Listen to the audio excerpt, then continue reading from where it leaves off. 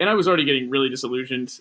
I had this thing lined up for a summer program through an institute that was attached to Oxford, University of Oxford.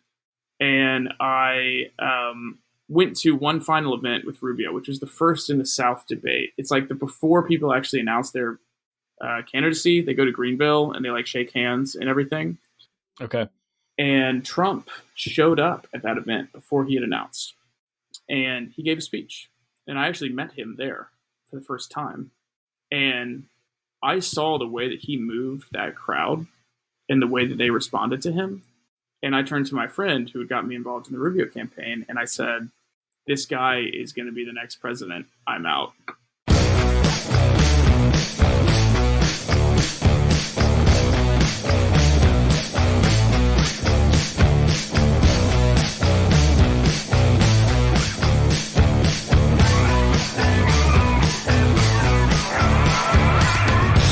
Hey, everybody. Welcome to another episode of Growing Up Christian. I'm Sam. And I'm Casey. And I missed last week's intro. So I want to give a big shout out to April I stopped. I had like this weird gap. I was trying to think of something funny to say. It sounded like I forgot your wife's name, and I definitely didn't. I was trying to think of something funny to say about your significant other, your wife, whatever. And then I realized all those jokes are never funny, and I moved on from it. So instead, I just sounded like I did not remember your wife's name. April. Yeah. Well, even like introducing your spouse is kind of a weird thing because my better half. Is that what you did? You might have actually done that. I think I just said my magnificent wife or something like that, which she is, trying to avoid youth pastor humor and be like, my smoking hot wife. Exactly. Oh, Lord bless her, smoking hot. Dude, that is one of the grossest things. And I feel like in youth pastor school, they have to teach you that. Like, how does every youth pastor across the country come out saying the same dumb shit? Is it because they watched YouTube videos about it? Like, but it's pervasive. Yeah, it is. It is. Like they are like chameleons when it comes to that kind of stuff. Like for a minute, that was like the thing to do, and it was funny to say something that was totally out of character about your wife. Not edgy or risky in any way, just like nobody expected you to say your wife was hot. Yeah. And then they just do it until you want to die. Yeah, it's like because that's the edgiest thing they can do. They can't like make sex jokes or anything like that. They can't be like, I mean, generally, youth pastors and pastors, they generally go for the most sexist thing you can say, but seem to shy away from that when it comes to specifically talking about having sex. They're not like, this is the lady I come in, and then they're that's obviously too far for youth group. Well, youth pastors, it's not the sexism that's the problem. They're not worried about sexism. They're worried about saying "come" in front of a bunch of kids, of course. Well, I think even the word youth pastor is sort of that type of a term, right? Because I mean, it's just a polite way of saying closet alcoholic. Yeah. Or I never really grew up. Or I don't want a real job. Bible school seemed hard. Yeah. They'll hire me fresh out. Yeah, they'll hire you fresh out with an undergrad. And I have a friend who is a youth pastor. So and his wife listens to this podcast. So if you're just joking. I know there's a few that that listen, and we love you. You're one of the good ones. Yeah, that's what I'll say. But it's obviously endlessly funny to make fun of youth pastors. But yeah, we did the intro last week, and it was a ton of fun. We looked at a book called Dateable, and if you haven't heard of it, it was a disaster. What I said. I think I coined it well. It was like if I said, I Kiss Dating Goodbye is like regular 40% alcohol, 80 proof, whatever. Then Dateable is like 151. Yeah, it's insane. Dude, if I Kiss Dating Goodbye is pausing the movie Braveheart in that scene where it's nighttime and they consummate their marriage and you see boobs for life. That's I Kiss Dating Goodbye. And then like Dateable is finding hardcore porn on the internet when you accidentally mistype a search for dudes and you end up with boobs or something. I don't know. Like it's like I don't know Dateable why gapes. you're typing dudes. I'm just saying, like, it's accidentally stumbling across hardcore porn, and I Kiss Dating Goodbye is just like, let me pause this real quick and get a glimpse.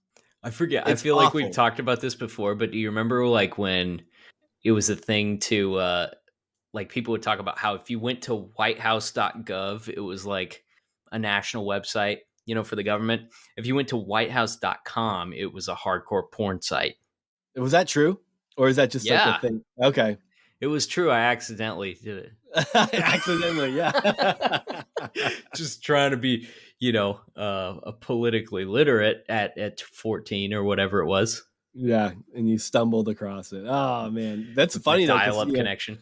Parents are over there checking the search history, and they'd be like, "Wow, interesting. Whitehouse.com. Nothing. Nope. No issues here. Keep scrolling. No, looks like my kid's clean." My little fella keeps an ear to the pavement. Oh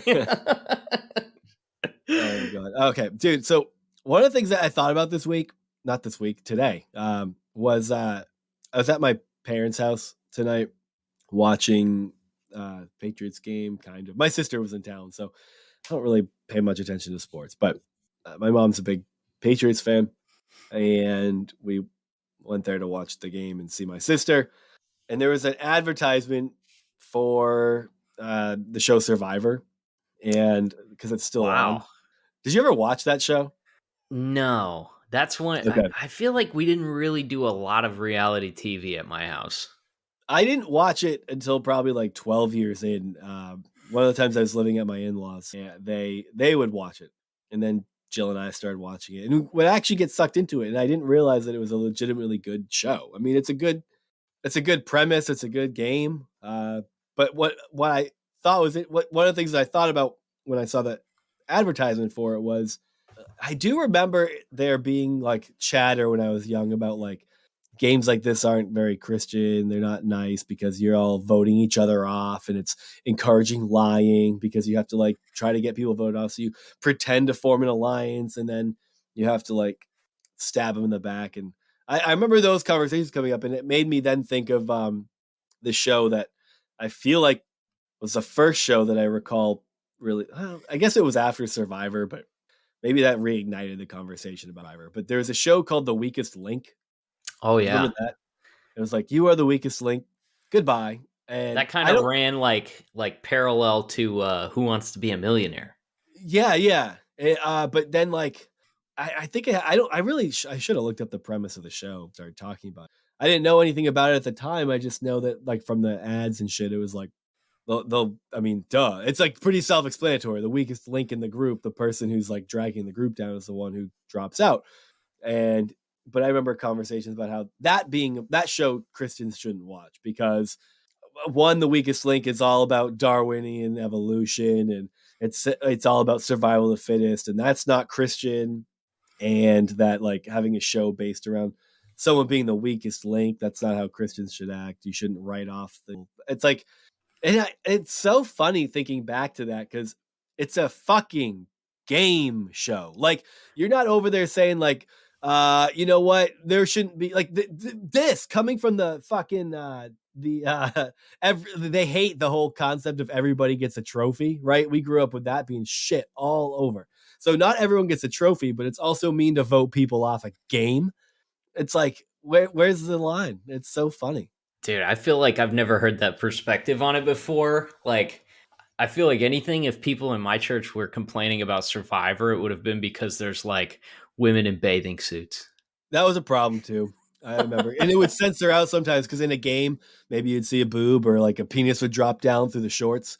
Because that game got to a point where people would just walk around in their underwear and shit, right? Like, no one's trying to like cover up it. Like, you're stuck on an island with the same people that like, you're legitimately not even that. Like, some people probably were friends, and you feel like the push and pull of trying to figure out who to stab in the back. But there's $1 million fucking dollars on the line, dude. Like, that's what I think is cool about it. Because when I watched the show, there's a few years where I did watch it regularly, and it's a good ass game, dude. I thought all the time I should try to get on this because you're playing for $1 million. Everybody drops in knowing that that's what you're doing. So every time you start getting close to somebody, you think this person could betray me. But this person is also really good at all the athletic kind of games. Because then they have games that are for people who are better at puzzles. Like there's all different types of games, and you're trying to like pair up with the right people, make the connections, and then also have to vote them off to win. And then the at the end, when it's down to 2 people, everyone who has been voted off votes for who wins. And the idea is that they should vote for whoever played the game the best. But if you fucked people over every single time, guess what? They're not going to vote for you to win $1 million. So there's that strategy involved with it too. So I always like found that super fun. But I remember as a kid, it just being talked about as like, it's wrong. It's like, it's not real life. It's like they treated it like, you know, when we talked about Dungeons and Dragons, like you get invested and then it's like, it's real and it's dangerous. It's like, but it's make believe, just like a lot of things Christians believe. But that's that we can approach that from a different angle. But playing a game where everyone walks into it knowing that there's $1 million, like what a cool concept. I love it. Yeah, those reality shows are it's funny because it's like whenever you're not watching one and people are talking about it, it's so easy to be like, oh, you simpletons. Yeah. Oh, yeah, why don't you just watch some reality TV? But it's very compelling and it's easy to get sucked into them. And I've been sucked into some like really stupid ones. Like I got on a Rock of Love and a Flavor of Love thing for a little while. God. Flavor of Love, dude, that was one of those you watched because it was like it was a train wreck.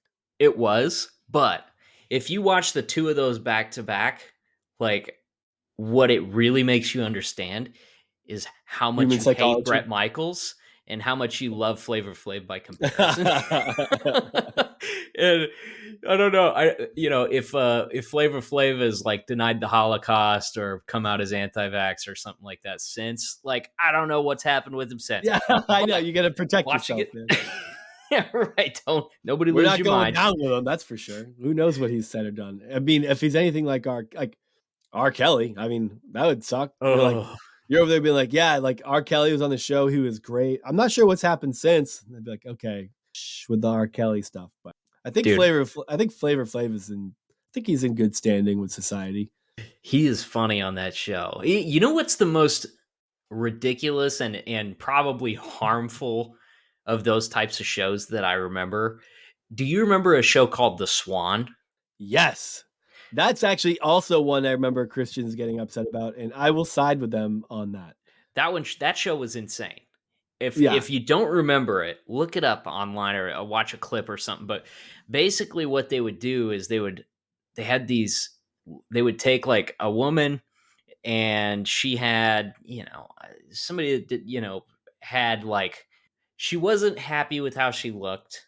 And, in some cases they had like, disabilities and stuff like that, if I remember right, and stuff like that.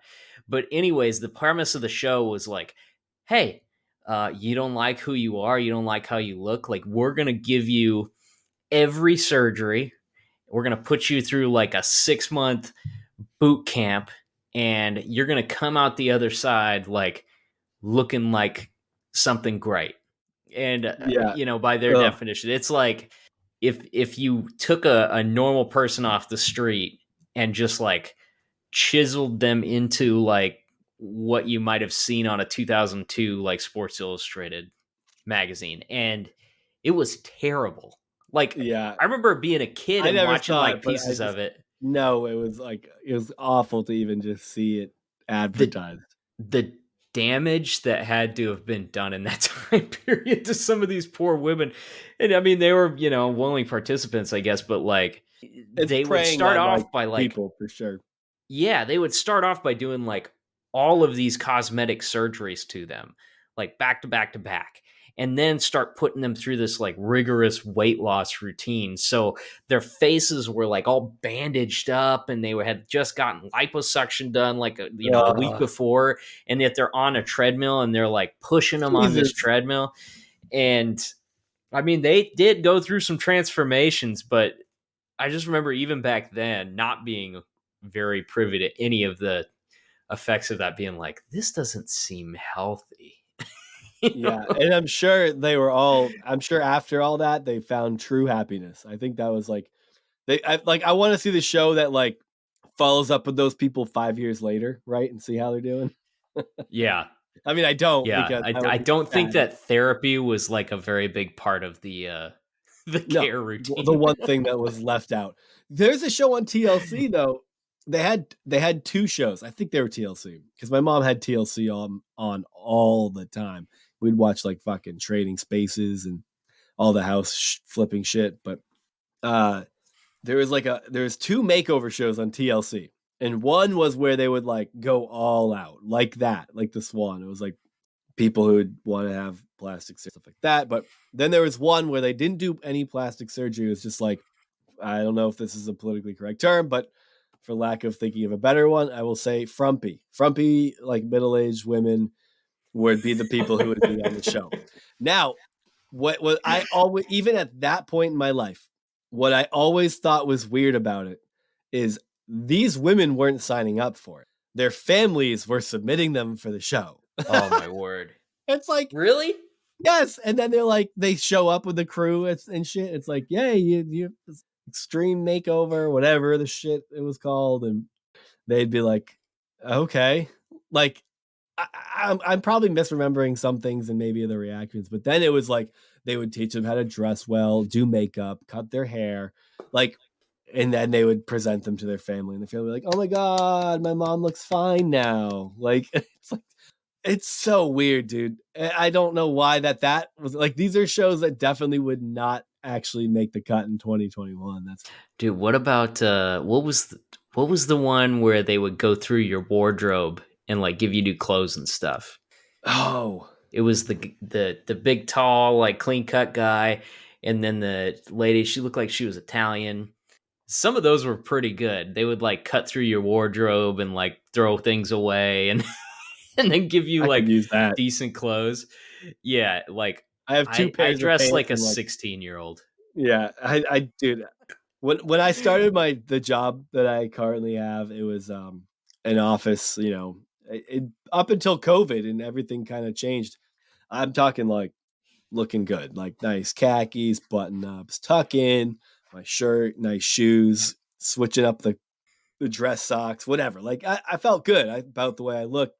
I just got sick of sustaining that. And after everyone went back to work, I was just like, no one cared anymore. No one tried. The dress code disappeared. Everyone's just like,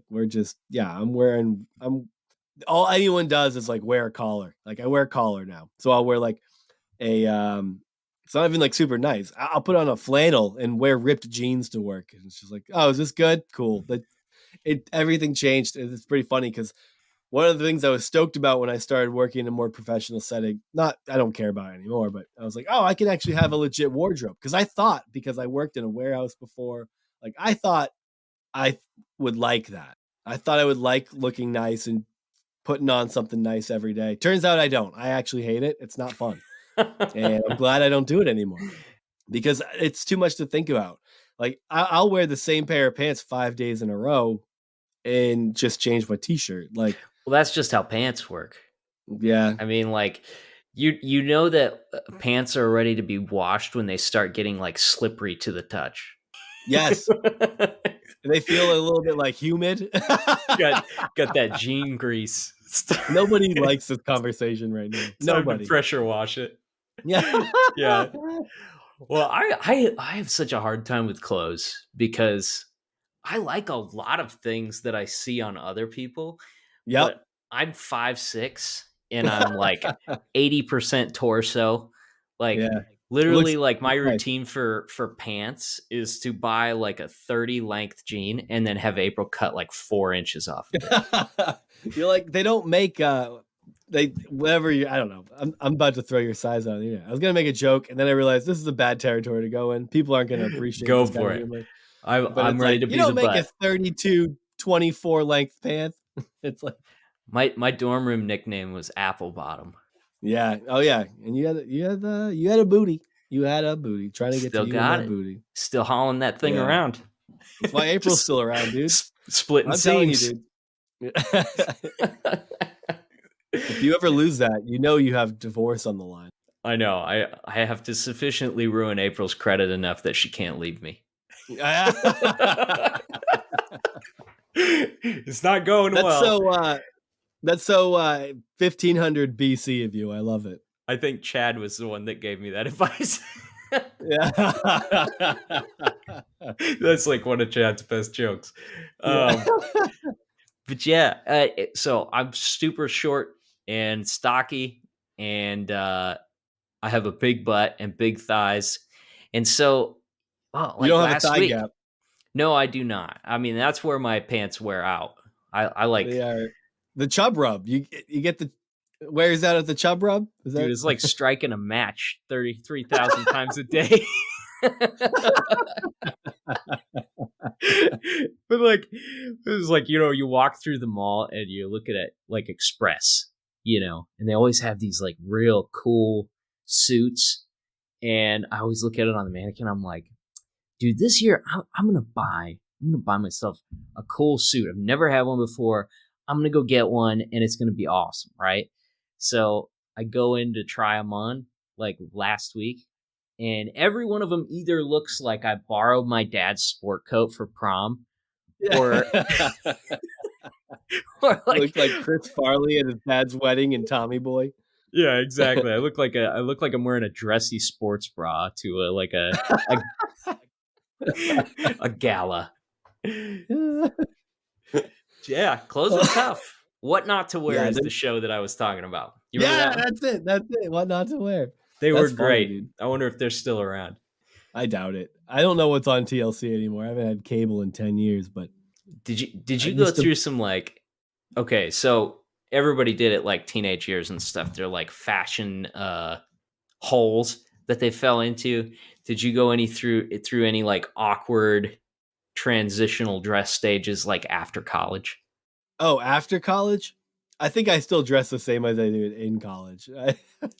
No, that's not true. In college, I wore a lot of band t-shirts. All those wore out and I never bought new ones. But I mean, as far as like, I really don't feel like my style has changed much. I remember in high school when I decided I wanted to wear like skinny jeans though, and I thought that was cool. I didn't know where to get them. Like they weren't common back then. No, they weren't. Like you could go to Hot Topic and get like the ones that looked like they were painted on and maybe had some like metal hoops and shit hanging off of them. And that wasn't my vibe. So I would like go to Walmart and just try to find like whatever I could. I thought I was like, oh, these look cool, and they didn't. Like it was just like so transitioning from like just being a homeschooled turd who had no sense of style to finding heavy music and wanting to like look like the people on the album covers that I had. It was like that. It's kind of like when you grow your hair out. There's like that awkward stage in the middle. That was my life in high school. Was like that awkward stage in the middle where you're like either cut it short or just grow it out already, man. Like you look like a child. It's like so. That was it. I mean, I feel like that was the worst of it. And then I haven't changed. It's sad to say my style has not progressed that much since. There's not many places for it to progress. Like women have a lot of options, which I'm sure is super overwhelming. I'm kind of jealous of it, but also it is overwhelming because I like not having to ever think about it. And like my wife is like, even with work, it's like, well, there's these options. I could do this. It's like there's too much to mix and match. Too much. Like, man, what should I wear today? Polo? Yeah, let's mix it up a little bit. We'll do a button down, and then occasionally, like stores try to do one of those weird things, like they'll do like a polo shirt with no collar. You're like, what? Yeah, no, throw this away. Yeah, it was like has like a couple of buttons, Ross. But it was no collar. Yeah, I don't know. Yeah, fashion is definitely way more difficult for women, and it is not. I don't know if it's not fair. Maybe it's for men who love fashion. It's frustrating that they don't have the same options. I don't know. Not a fashion guy. I guess it's probably great if you want to care about that kind of stuff. If you don't care about it very much and you feel like just inconvenienced by fashion, it's probably super annoying to have lots of options, I guess. Yeah. I mean, and with the whole fast fashion market, with your basically it's made by slaves and it gets thrown away and makes up probably a healthy percentage of our waste in this country. You're like, I'll buy this, and then it lasts like 9 months and you have to replace it because you spent 15 cents on it. The textile industry isn't exactly the most ethical one. So it feels shitty too when you have to when you don't have a lot of money, but you need to expand your options. You're like, I don't want to be the guy that wears the same thing every day, but I also don't want to support modern day slavery. What do I do? Just make your own clothes, like one of those crust punks. Like Shane Claiborne. Shane Claiborne makes his own clothes. I could could see that. Yeah. Is a sewing machine pounded together out of like ground up AK-47s. Yeah, maybe. Those would be heavy, dude. All right. Before we introduce our guest, I'm going to go ahead and talk about my trip last week because I got to live my life like I was in college again. And that was weird.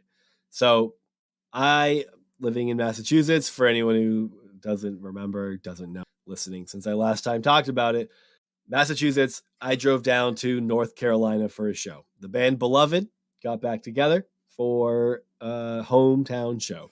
Their last album came out in 2003. You can't really find a lot of like Christian kids, maybe not even just Christian kids, but Christian kids who came up in the scene of music that Case and I are always talking about. Everyone loved them. They were a big fucking deal. That was their second album, but it was like really put them on the map. And then they just were done. They just weren't a band anymore. They stopped making music. One of the dudes I think might have got married. I forget the story, but they just disappeared. And some of them started a new band. I think I forget how many of them it was, but they started a band called Advent, and they did stuff for a while. But all the time, people, yeah, you know, Advent. They would play through like Lynchburg when we were there all the time. Yeah, I played with them sometimes. Yeah, and so we would like, but everyone who was a fan of Beloved was on any message board, anything that came out was like, "When's Beloved having a reunion show? When's Beloved getting back together?" And it was radio silence for like 12, 13 years. And then right before like the pandemic, they were scheduled to play a show. They had decided to get back together and do a hometown reunion show. They also announced that they were playing Furnace Fest, which was like this 3-day festival of every band we've ever loved. And then some. Yeah. It was ridiculous. That's the worst FOMO I've had in my life, is knowing that I wasn't there for that. But it was like unbelievable. But anyway, so Beloved, they get back together for the show. Like, I can't miss it because they're very emphatic. And I'm going to be fucking mad if I'll be a weird mix of like happy that they're back if they do come back, and mad because they made such a big deal about the fact that they're never playing any shows again as Beloved. I drove all the way down to North Carolina for it. So it's like hit Pennsylvania, stay the night, drive for the rest of the way, go to the show, drive back the next morning, stop in Pennsylvania. It was like a 3-day weekend or 3 nights away. And it was like just constant driving. I went with Jesse, who was on our first fellowship Friday, and it was incredible. Like, we've talked a good bit about on this show about the about that feeling you get with music, right? And how worship music kind of co-ops that feeling and makes you feel like you're part of this. Maybe that's the wrong way to even phrase it, that it co-ops it. If there's something out there and that does something for you, great. I'm happy. But I've talked about remembering the first time I felt like I got the same feeling during worship music that I did and being like, this is the same. This is the same feeling. And if there's something out there and there's something big and there's something holding all this together, then we're all experiencing it through music in some way. If we're connecting with it and we're feeling it, it's there. It's like a swell. Yeah. Like it just kind of lifts you and with the rest of the people around you, you know, and it's like you're all kind of like in unison for a minute. So we're there, and I'm like, it's a surreal experience because I didn't know that I'd ever get to see them. And they were one of the most influential bands for me, and they sounded great. And you look around and there's all these people they haven't played a show in 17 years, maybe probably 16 years since they played a show. And everyone knows all the words and everyone's singing along. And I'm like, then you start thinking about what it's like for them to see, like, they kind of disappeared and decided out of nowhere to come back and do this. And they get to look out and see all these people everyone in that show was in their 30s and 40s. Like, there wasn't anyone there who was like a teenager or anything like that, unless they were there with their dad because their dad made them listen to Beloved for the past 17 years.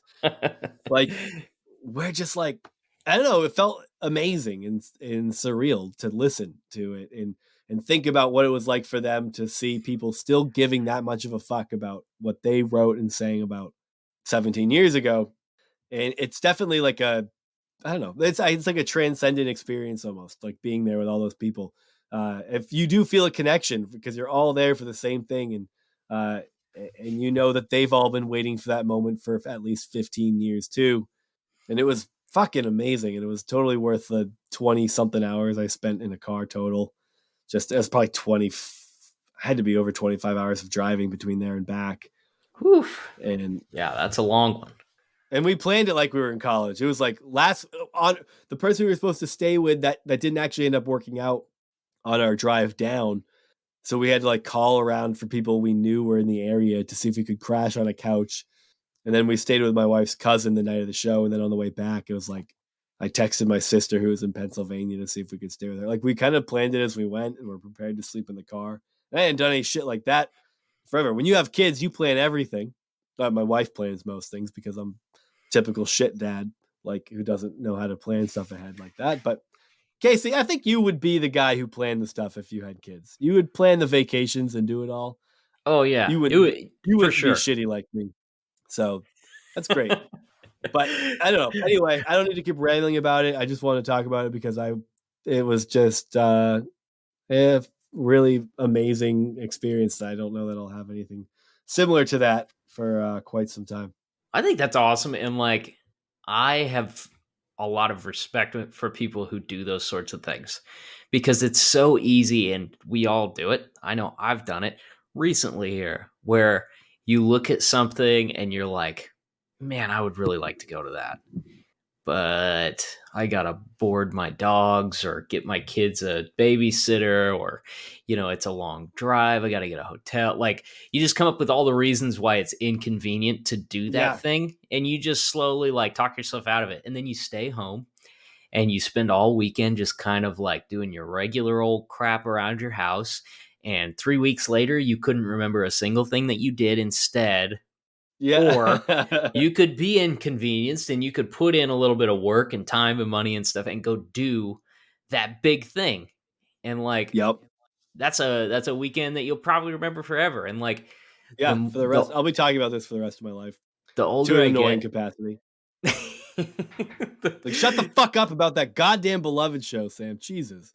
The older I get, the more I start thinking about like, you have such a finite time and how many days go by that are just not memorable at all? Most like how many weeks go by where you're like, nothing about this week is anything that I will remember, 2 years from now.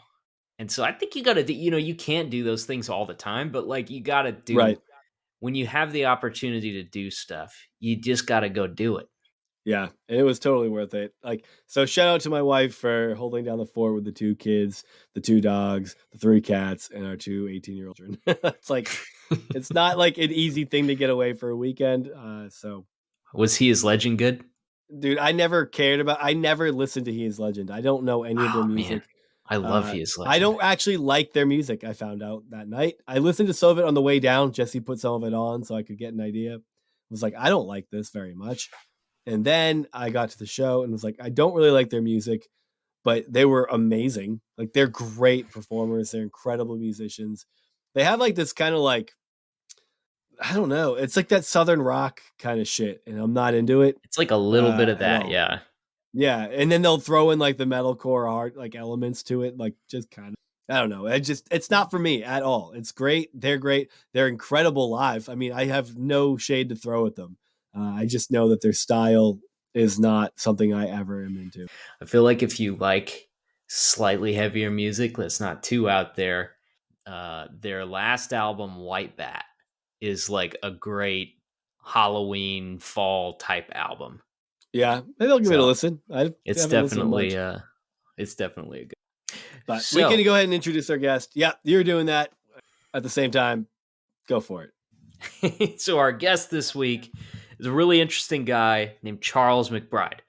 And, we found out about Charles just because somebody had showed us a TikTok video of him kind of introducing himself and talking about his story. He's a guy that grew up in the evangelical conservative politics realm. And then as he got older, he advanced into more of that through like debate club and then going to college and stuff like that. rubbed shoulders with a lot of prominent Republican lawmakers. People like spent some time on the road with Marco Rubio. Marco Rubio is a big one. He's met Donald Trump a couple of times. There's a whole list of them. But basically, this guy was kind of being groomed to sort of step into the machine of the GOP.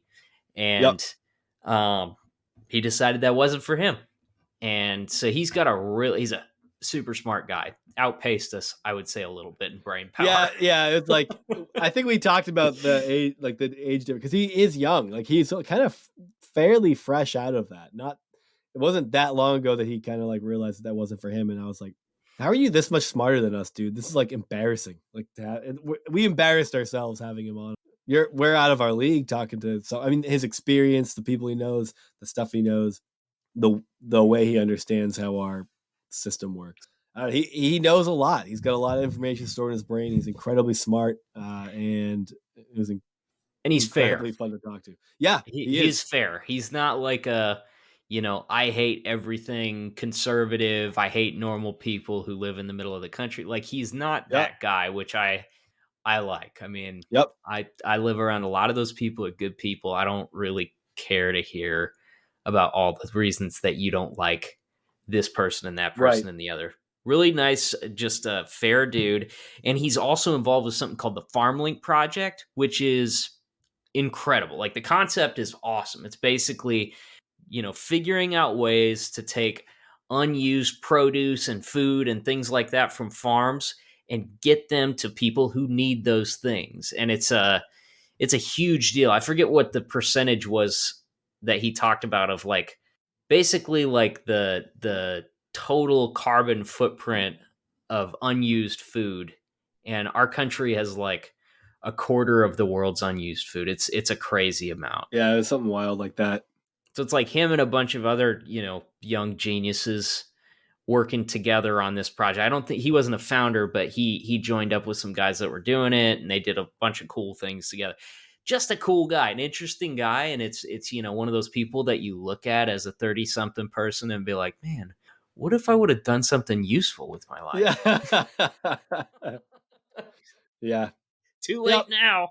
Yeah. Now we just get to talk to people who did something good with their lives. That's great. We're like Bono's charity organization. It's like, we're really focused on raising awareness. Yeah. That's it. So get your awareness aroused. Get aroused with Charles McBryde. And check out our first sponsor. If you haven't noticed in the past couple of weeks, we got our first sponsor ever. Yeah. Captain Cecil's Coffee. And it's good stuff, man. It's great coffee. It's a great organization.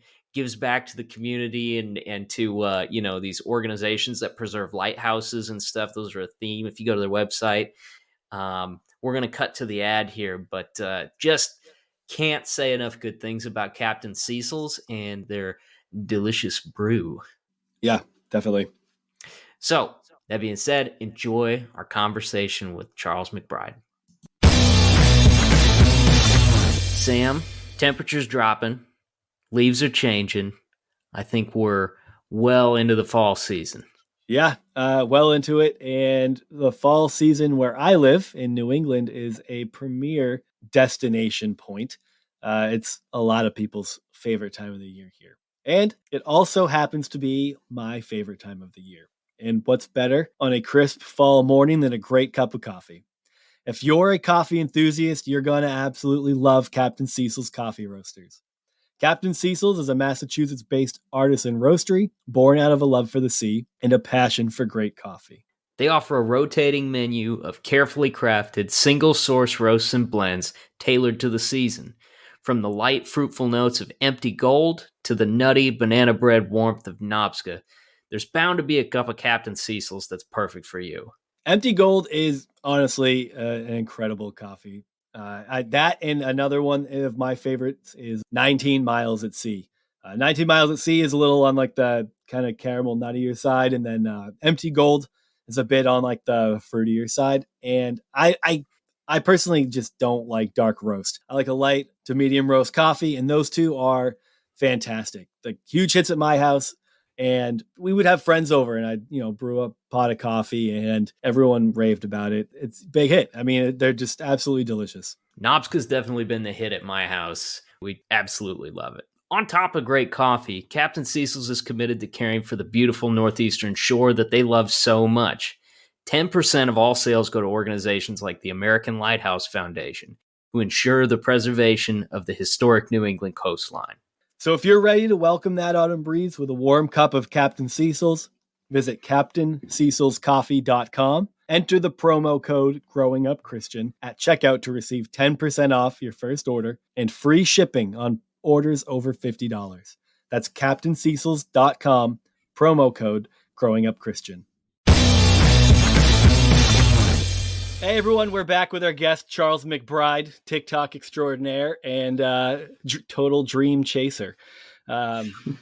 Charles, I know the only thing I know about you is you have an interesting story that pertains to growing up Christian in a way that probably puts Casey and I's upbringing to shame. Not that you know much about our upbringing, but it does. I'll just tell you right now, it definitely does, from a 30-second TikTok video where you kind of gave your little intro. But why don't you go ahead and tell us and the audience a little bit about yourself, and then we'll start picking apart the details. For sure. And I don't know if my pedigree is any better than yours. If you guys got all the way to Liberty University and through Liberty University, then I'm sure there's more unpacked trauma there than me. I was gratefully able to get out of it slightly earlier.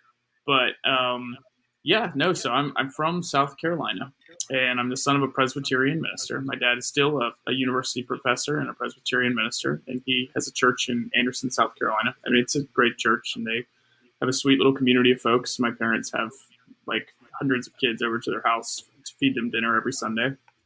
And that's cool. So I grew up Christianity was the overarching theme of my life, specifically traditional Reformed Presbyterian Calvinism was kind of the backdrop to my upbringing. And I continued, with that kind of into college. I went to school in South Carolina and was still a strong Presbyterian, et cetera, till about halfway through my college. And I kind of hit this point where I was taking a lot of religious studies classes because there was a religious studies professor there who was highly recommended, but he was a Greek Orthodox theologian. And so I would say he kind of tore apart my Protestantism. And then I realized that like a lot of American Christianity in general, over the next couple of years, I began to realize that just how tied up it is in this kind of Christian nationalist idea, this Americanist fantasy, and apocalyptic fantasies regarding the role of America as some sort of Christian nation, and how closely conservative politics were tied up with, professions of Christian faith. So I became a religious studies major because I was like, well, either this is the most important thing ever in my life, in fact, more than my life in eternity, or it's all BS. And as I imagine you guys have, come to find out the answer is a bit more complicated than that. But so that's kind of what I did. Yeah, but but growing up, my family was deeply involved in conservative politics. I mean, I remember going to like Joe Wilson's campaign rallies when I was like a 9-year-old, and my mom would trot us out, and we'd be wearing these Joe Wilson shirts and riding on the back of floats at parades and everything. So yeah, nice. I don't remember a time where I wasn't involved in conservative like grassroots politics. And so yeah, that was very much the backdrop of my upbringing. I mean, Mark Meadows was my debate coach. Nice. Yeah, that's a classic one. Homeschool debate, yeah. Oh yeah, you were homeschooled, Nick, dude. Me too. Yeah, man. It's. I did debate. I remember having to debate. Okay, what was? Let's jump off on debate for a second. What were some of the most memorable? Did you do like policy stuff? I'm guessing. I did. I did team policy with my sister. Was it was it through a particular organization? We did the NCFCA, the National Christian Forensics and Communication Association. Okay, I don't. That doesn't sound familiar to me, but I could have even done it and wouldn't remember. But what league were you in? Oh boy, I don't know. I was a total failure at it. I mean, I had it was like probably like a local chapter of some sort. But I remember there was community rec league. Yeah. I was like rec league for debate. But you would have to I would get signed up. I don't know if this is universal language. I think the term was round robin or something like that. Oh yeah. I remember having to go put together. You put together your. What did we have to defend? I don't know. I did something pertaining to oil, of course. And I couldn't defend it for shit. I mean, I spent so little time on it that it was really, really embarrassing to just get slapped around the debate floor. But I just never put the effort into it. The only thing that I've ever mentioned it, but when I first went to Liberty, based on academics, they offered me the opportunity to try out for the debate team, and I thought that sounded cool. So I went to school 2 weeks early, my first time at Liberty, and just had no idea what to expect. And I was thinking this was like presidential debate style, where a person makes an argument and then another person comes in and they counter, and they, I didn't realize it was like the type of debate where you just like scream as fast as you can over top of each. You know what I'm talking about? Yeah. No, we didn't do that stuff. But that's I forget which league that was, but a lot of like public school leagues that is, because one of the tactics that you can use in that style of debating is if you are able to spew out 15 arguments and your opponent only addresses 7, then you can say that, oh, well, guess what? They dropped 8 of my arguments. And that, for some reason, is calculated into whether who wins or not. I don't know how people actually judge those things, because they're ridiculous. There's no pathos. There's no pathos. It's all logos. It's all, it's like the WWE of debate. Yeah, that's exactly how it goes. So yeah, that gives me anxiety. I mean, team policy gave me anxiety too, but all I took away from it was I still have an affection for nuclear energy, because my sister and I ran a pretty airtight nuclear energy case, and we just got really into it and really believed into it. And yeah, I just remember, I mean, I've just had weird interactions with people who were in that space for years to come. I mean, some I'm still friends with, some have had similar journeys to me, some of them went to Liberty, some of them went to go work for the Trump administration, some of them ended up, all over the place. But I got a scholarship to Liberty University for ranking at the national at the national tournament in this league. So there was very much a Christian nationalist connection to, Liberty and Patrick Henry and that sort of stuff. So, just for reference, how old are you? I'm 26. Okay, gotcha. Yeah. So, okay, who is your debate coach? Who'd you say that was before I derailed you? Well, it was more like our debate mentor, Mark Meadows. He was Trump's final chief of staff, and it's kind of strange to me. This whole thing is strange, because I've seen him very little in the past couple of years. But I was with him the morning that he won his first congressional seat. He and I drove to a polling station in North Carolina, just the two of us, at 4:00 in the morning, the first ones to show up. And I sat there and held a sign and talked to people. And at the time I was still that was probably 15, 16, I was still neck deep in all this stuff and close to their family. And they're still, honestly, they're really nice people. They're really kind, nice people. I just think, and I'm still in touch with some of them. It's just, they're part of this Liberty thing. They're part of this kind of this conflation of American politics and Christian apocalyptic kind of fantasies, and that just ratchets up the stakes of everything in their life, and sometimes in really disastrous ways. Particularly for the pandemic, there's stuff that I can't really even talk about that I know about Trump administration responses to the pandemic that happened because of beliefs that God was going to take care of everything. That's unreal. There is a weird, that's what's hard to explain. And I feel like people who didn't grow up in that community, or people who grew up Christian adjacent, where they weren't a part of that like devout, hard right conservative Christianity. Yeah. It's hard to explain to them how someone can be like someone you can know someone to be, just a really kind, generous, compassionate hospitable person. Yeah. Somebody that you love in a lot of ways, but they can have such horrible ideas about certain things and it's all justified. Yeah. And that that apocalyptic thinking plays into it a lot, where it's like, you can justify a lot of behavior by saying, what happens in this life's a blink of an eye, and all that matters is that people make the right decision on their salvation here, and whatever, it's all done in like service to this idea that God's will is whatever the conservative right thinks it is for the moment. And it's also difficult to explain to people that not everybody's doing this cynically. Like, there's a lot of people, Mark Meadows included, who genuinely do think that they are the only thing standing in between, Jesus and cultural Marxism, or whatever it is, or like whatever the shibboleth, the new monster, the new craze is that's going to be getting in the way of polite white Christian American values.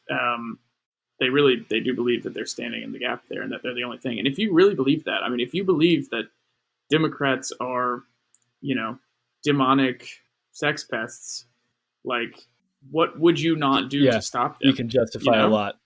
Yeah. And I think, and that's where propaganda comes in.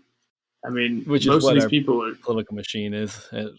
Absolutely. And cradle to grave, so many of these people have been exposed not only to the propaganda of right-wing television, talk radio, that sort of thing, but the specific, well-inculcated propaganda of the evangelical right, which is its own thing. And it's, it's got its particular brand and spin. And it's funny because when you think about, growing up in evangelical church, like Casey was just saying, like, there's plenty of decent people on a personal level. They'll be fine. They might be good. Granted, what I have noticed a little bit more, I feel like I've seen a lot more people do a bit more shifting in the past 5 or 6 years into a mode of thinking where it's not as much on the back burner as it used to be. And maybe I was in it, so I missed some of it, but I do feel like genuinely growing up, I did see less of an emphasis on politics, and not in the home. At home, it was very much there in personal conversations,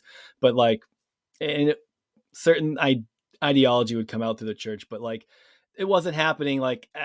It's not like church gets out, so everyone shakes their hands and talks about what they saw on Fox News or whatever. Right. It was kind of more back burner, and those conversations were reserved for friendships, but it has taken more of a public, out in the open kind of vibe. And that's what's weird is you look at those people who were kind, nice, genuine, and I've seen the way it's affected them on a personal level to the point where they seem agitated generally, they can't stop feeling frustrated, partly in part due to a constant news cycle. But you think of those people, when you think of the way that you would get involved in politics, and it's trying to separate that out, you look at political leaders and it's very easy to kind of put everyone in boxes and say this person's a good guy, that person's a bad guy. They clearly have sinister intentions. While I believe their outcomes would be very devastating, just screaming and calling them bad guys is really a difficult solution. It's not helpful, only because it's not getting to the fact that they don't think they're bad guys. No, they're 100% convinced of the rightness of their cause. Yeah, I just was poking through some Comedy Central roast stuff the other night for the heck of it, and I forgot Ann Coulter was on one, and holy shit, I can't believe the things that people said right to her face. Very funny, but it's very much oh, you are just there's a demon in the corner and we're going to call it out for what it is. And She did not look like she was having a good time at all. Yeah. Yeah, rough night. So, okay, as somebody, because I was in the same boat in some ways. Like I remember I've talked on here about going to like George W. Bush's train stop in 2000. He was riding a train across the country, or like following a train in his bus or something, and holding election signs and stuff like that, and doing right to life marches and things. At what point did you go from being like a family participant to being like actively involved in it? That's difficult to say, because it's more like I was basically a family participant all throughout high school, and then as soon as I got into college, I was kind of already drifting away. I just felt like they were unserious, and as I was starting to read, great books courses, and taking more history and political science courses and that sort of stuff, I started kind of shifting from a purely Heritage Foundation Reagan-esque view of everything towards kind of a distributivist, slightly paleoconservative. I would say, like, I started to become more fiscally liberal, but still kind of socially conservative. And that extended, I think, for the first couple of years of my college. But I was definitely looking back further for like the roots of authentic conservatism. Reading Edmund Burke and reading Russell Kirk, and doing things with the Intercollegiate Studies Institute. So trying to find kind of the more intellectual bedrock that around which all the stupid theatrics of the Republican Party was actually revolving, because I didn't want to be a part of that. I wanted to be a part of reading Plato and and all this sort of stuff. And I thought that was just what real conservatism was. But what was that to you? I want to stay on that for 1 second. Okay. Real conservatism, because that's something that's come up a little bit. It's something I honestly struggle to understand. Because politics at a conservative level for me, looking back on it, often and still does frequently boil down to legislation of personal morality.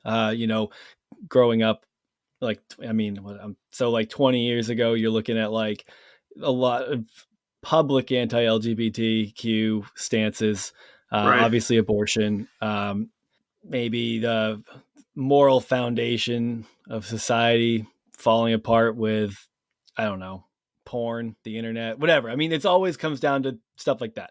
Yeah.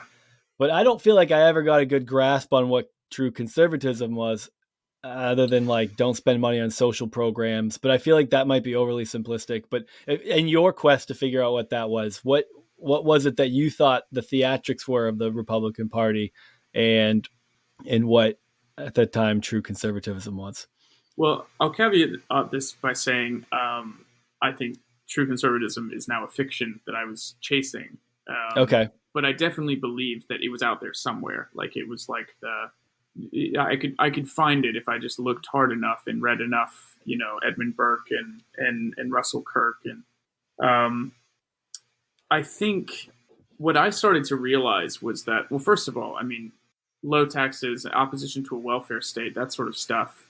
That is free more market. Of kind of free market economics. That's more of kind of a neoliberal kind of stance. So not explicitly left or right, at least in American terms, because both the Democratic and Republican platforms have been more or less dedicated to neoliberalism for the past 40 years, since Reagan, basically. Mm-hmm. So I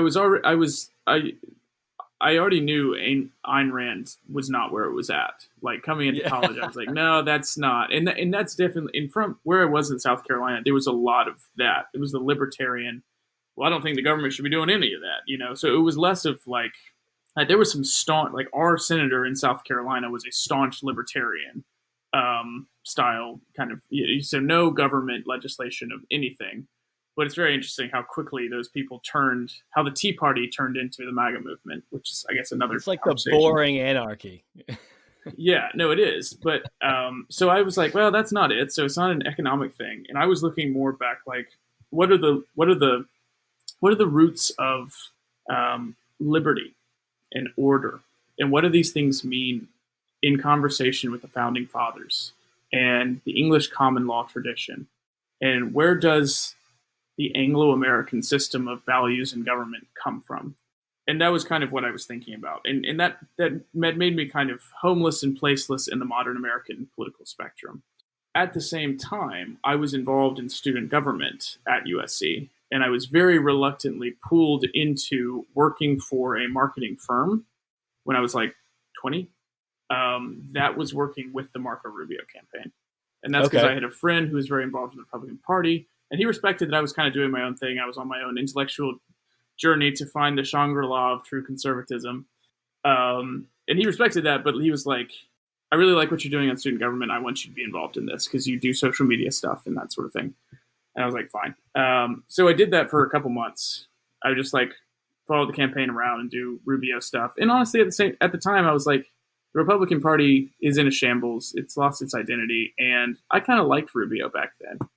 You know, he seemed like an alternative to a lot of the direction the party was headed in.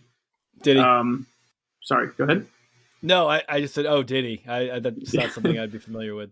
Yeah. I'm not saying that like sarcastically. I really have like, I didn't know anything about Rubio until he kind of like hit the public, like real public sphere of, like, so I feel like he came across as just not, he wasn't like an asshole, a Glenn Beck type character. Yes, that was exactly. He wasn't like mouthing off. He wasn't a talk radio conservative, if that makes sense. Yeah. He was a Cuban. He was an immigrant. You know, he represented the future of the party. It was going to be more diverse and everything. And that's back when I considered myself one of the good Republicans. You know, kind of the same people who like voted for Hillary in 2016, and they're like, "Oh, we need to find the authentic source of. We want to go back to how it was." It's like how it was Bush and Reagan, and they were terrible and probably worse than Trump if you actually look at their effects. But they like to exist in this fiction that, you know, Orange Man is bad and Orange Man is the only thing that was ever wrong with the American right, which is a complete farce. But yeah, he was like anyway. the actualization of the problems that had existed for a while. So that story ended for two reasons. First of all, I was on the campaign trail with Rubio, and he kept making this joke about like how we needed to change education. And he was like, so if you major in Greek philosophy, then like you shouldn't expect to get a job out of college, to like raucous applause from all of kind of the people in the crowd. And I kept being like I have a minor in philosophy. Like I like I'm interested in this. Like what is, you know, so there was dissonance there, and I realized like, oh, the Republican Party is in no way the party of ideas. You know, there's nothing going on there. And they're not interested in finding, you know, the ghost of true conservatism. And I was already getting really disillusioned. I had this thing lined up for a summer program through an institute that was attached to Oxford, University of Oxford. And I went to one final event with Rubio, which was the first in the South debate. It's like before people actually announce their candidacy, they go to Greenville and they like shake hands and everything. Okay. And Trump showed up at that event before he had announced. And he gave a speech. And I actually met him there for the first time. And I saw the way that he moved that crowd and the way that they responded to him. And I turned to my friend who had got me involved in the Rubio campaign, and I said, this guy is going to be the next president. I'm out. And he laughed at me. He's like, he's not even a contender for the primary. Like at that point, he was laughed out of the room for leading the pack. Nobody thought he'd even get the nomination. But I just saw it. Like at that point, I was reading I was reading Cicero, you know, and I was reading the rise and fall of the Roman Republic, and I was seeing patterns. And it was funny. I told a bunch of people afterwards. I ended up switching from poli-sci to history because all the poli-sci kids at my school predicted the 2016 election wrong, and all the history and classics majors predicted it right because they see these patterns. That's really funny. Yeah. They see these patterns. It is funny. You know? So I quit the campaign and fucked off to the UK for like a couple months, and when I came back, he had almost sealed the nomination. So at that point, I mean, I was out before he had even announced his presidency in terms of my official involvement with Republican politics. That's incredible. It is wild. Like I listened to Dan Carlin did like a 5 or 6 part series. I fucking love Dan Carlin, man. Finally vindicated. You just make listen to him again and again. I know. I just keep over and over again. I bought so he's not doing Common Sense very much anymore. No. But I bought blocks of the old Common Sense shows, and I've been slowly working my way through all of those. It's exciting stuff. I stopped listening to Common Sense because he had this one thing after the election where he was he didn't record for 4 months, and then he came back and he was like, I'm just really confused because all my life I've been asking for somebody to come in and break up the political machine, a political outsider who comes in and knocks everybody on their heads and holds everybody accountable. And he's like, what on earth do you do when you get everything that you've ever asked for? And it's Donald Trump. And he literally just had this breakdown on the Common Sense show where he's just like, I don't know what to do because this is what I've been asking for. And yet this is somehow the most horrific manifestation of how that could have gone. And yeah. So I identified with his political waywardness because at that point I wasn't willing to accept the Democratic Party, really. I was just I considered myself an enlightened centrist, quote unquote.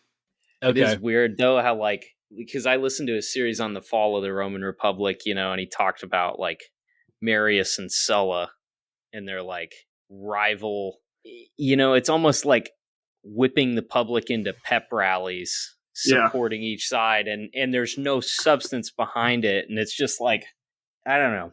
I don't know what to think of it either. I don't know where it goes from here other than towards the next iteration of Donald Trump, regardless of which side that comes from. It'll come from the right. I mean, the thing is, the demagoguery. Here's the thing: people like Kevin McCarthy, Mitch McConnell, they never wanted this. But now that they've tapped into the power of fascist politics, there's no fucking way they're going back. They realize just how effective it is, and they're going to lean in. And it might not be Trump. Yeah. It'll be someone who. I guess I know it's weird because it doesn't line up. Well, I don't know. Maybe it does line up with what their values were. They just had to have a bad mouthpiece for it. I guess they got to stack the Supreme Court. They did. I guess they got really ultimately what they wanted out of it. Yeah. So that must feel pretty fucking good when you're, I don't know, as old as they are and has been in politics as long as you have, and you finally see things going the way that you want through, of course, the irony of a system that they've been railing against forever of, like you said, fascist politics. And I mean, what's their workaround for it? I'm not sure. They consider fascist politics democracy working and the people voting against weird abortion laws and stuff like that. But then when it comes to voter ID laws and stuff like that, all of a sudden it's just, no, we're just trying to make things fair, level the playing field a bit. And you're like, okay, interesting. So, I guess they got it. They got what they wanted. One of the things that made me want to distance myself from the Republican Party was realizing that they constantly sacrifice their quote unquote principles on the altar of power politics. So I don't know if you've experienced this, but I definitely grew up thinking the Republican Party was something different than what it was. We were the party of limited government. We were the party of not being involved in people's lives. We were respectful. We were patriotic. We loved the Constitution. We love the separation of powers. And yet, when you actually look at how Republican politicians operate, it's to the denigration of democracy, to the consolidation of power, towards tribal politics, towards bypassing the Constitution where possible, to unfairly advantaging. I don't know. I'm bad at English. Themselves at the expense of other people. So I think that the primary quality of the Republican mind is the ability to live with cognitive dissonance, and they do it beautifully. Which is why it ties in so well with evangelicalism, because that requires about an equal level of cognitive dissonance. Yeah, it's very much like lip service to a set of principles, but then at the end of the day, it's the ends justify the means when it comes to the set of policies and ideas that they all hold in common. It's small government and personal responsibility until it comes to passing anti-abortion laws or anti-LGBTQ and all of that stuff. Yeah. And I don't know. It's weird how like the base has really shifted in what they profess to be the most important things to them. Yeah. It's metastasized. I mean, these currents were always there, right? The racism, the homophobia, the misogyny. They were always like we could feel them, but they were not acknowledged publicly. The opposition. And they were acknowledged in the time. church. They were at that. Yeah. Sorry, yeah. Go ahead. My bad. Well, they were glazed over in the political sphere and acknowledged in the church. Yeah. It's like there's a switch. There was like a point at which, where the church was openly like advocating for those things, but they weren't as open about their political aspirations. And the Republican Party itself was pretty open about its political aspirations, but not necessarily about like its stance on some of these like the lengths to which it would go to enforce some of these religious ideals. And at some point, like they became open about like both of them became open about both. And now like because I mean everyone in my circle was conservative, and outside the church you would hear them say as much, but like I don't know, like our buddy Christian Nightmares, I don't know if you follow him, but he posts video after video after video of megachurch pastors like I know that account openly. Yeah. It's the best. It's the best account, but they're openly endorse like talking about politics in the same context as like they would talk about religious morality and stuff like that. That is new, I think, for evangelicals. I like that particular aspect of talking about politics in church, because I remember even growing up, like everybody I knew in the church was conservative, and yet there would be all these platitudes about we have no king but Jesus, and like, well, that's not really the realm of government, and like we have a kingdom that's not of this world. Oh my God, the amount of times I heard that. It's like we're fighting for a kingdom that's not of this world, which was their response to anything like, like we should improve society somewhat. And they're like, but we are of the society of heaven, and it was invoked in that way, but there was never endorsements of political causes or candidates from the pulpit. And I think that has shifted quite a bit as well. Yeah. I mean, in some good ways too. Like, I mean, let's be honest, there's been a lot of churches who have risen to the occasion to call out the Republican Party or Trump, etc. That's true too. Yep. And have from the very beginning of the Trump phenomenon kind of been like, you know what, this is not actually what we're all about. Like, and having real reckoning and losing whole thirds of their congregation by taking. I mean, the guy that comes to mind is Douglas. What's his name? Douglas. He's in the Southern Baptist Convention. Douglas Wilson. Yeah, I think it's Wilson. It's Wilson. What a nerd. And he delivered like a beautiful speech at the Southern Baptist Convention. Confusion. Basically about how Christianity was irreconcilable with the politics of Trump. And he used this brilliant Walker Percy quote, which Walker Percy is a Southern Catholic author who I like a lot. And he's very popular among the circles I went to college with. But he used this quote where Walker Percy wrote this beautiful essay called Religion in the South. And it was against the backdrop of integration and the Civil Rights Act. And all these congregations were doing the same thing, opposing integration, all the racism and everything. And he said, if the church fails this test, it will demonstrate itself to be nothing more than the pleasant Sunday lodge of white conservative men. And he's writing that in like the 1960s. And so Douglas pulls out that speech and says it to the Southern Baptist Convention. It says, we have signed a Faustian pact by getting in bed with Trump. And he basically got like kicked out, defamed. All these people, just jumped on his back and ruined his career. But there are people who from the beginning have stood up against that. Yeah. Now, like, as you're getting disillusioned with, so you say you jumped ship, went to Europe after the Rubio deal.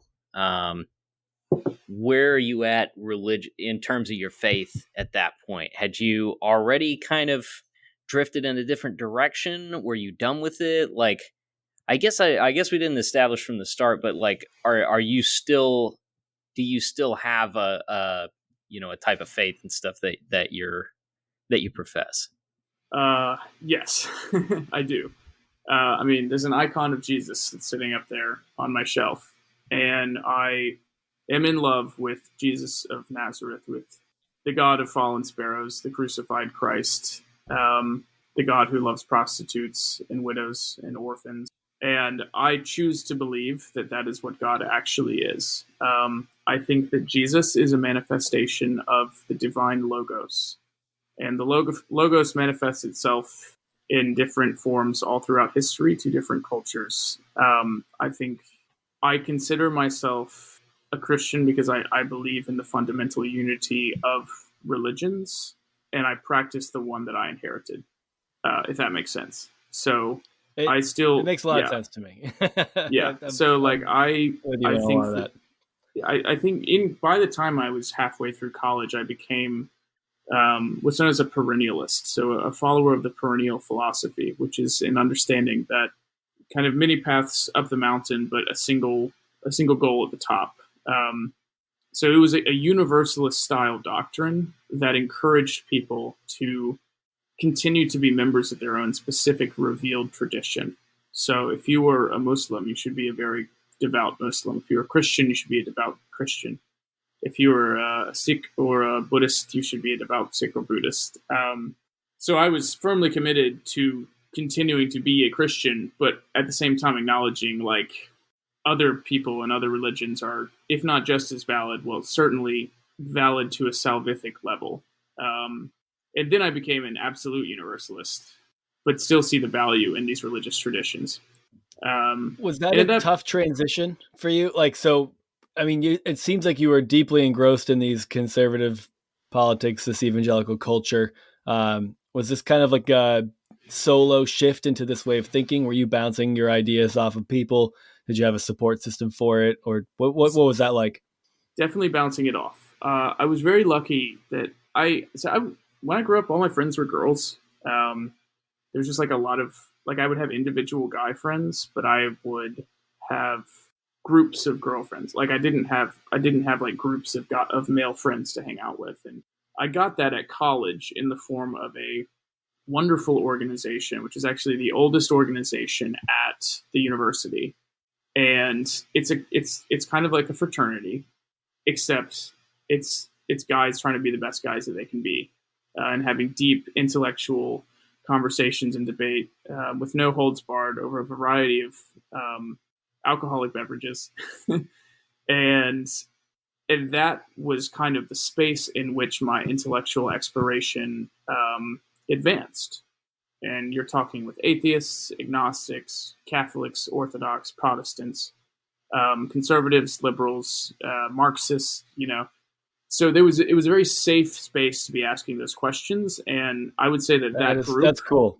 Yeah, that group more than anything at college, besides perhaps my mentor, James Cutzinger, had the most influence on my intellectual and spiritual development.